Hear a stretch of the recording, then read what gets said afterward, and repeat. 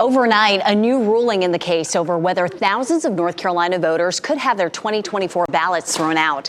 The lawsuit will likely decide the winner of a seat on the state Supreme Court. Republican Jefferson Griffin won a ruling from the Supreme Court earlier this month.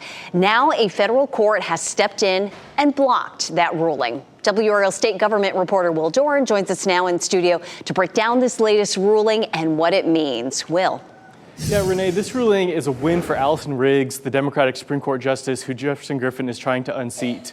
In December 2024, a recount confirmed that Riggs was ahead, and Griffin filed all of these ballot challenges, 65,000 of them.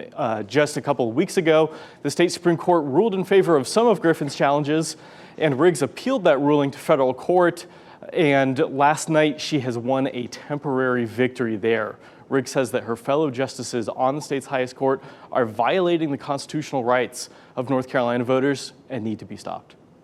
So, Will, what happens next? You've reported that while this ruling went in her favor last night, this still is not the final say.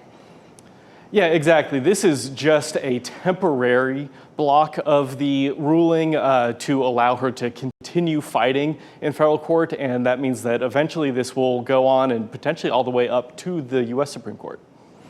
So what is Riggs arguing exactly, and what does Griffin say in response? Well, the Supreme Court ruling in Griffin's favor changed the rules of the election after the fact for overseas voters, and at least hundreds of people, potentially thousands, could have their ballots thrown out if that ruling stands. Griffin says that it's necessary to protect election integrity.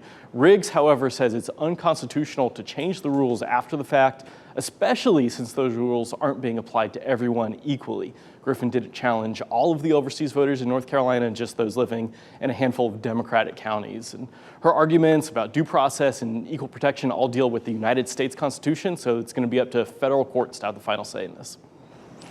5.5 months after that November election and still no say. Thanks, Will, and much more on these legal battles we'll have and what's happening next. Go to online on WRAL.com.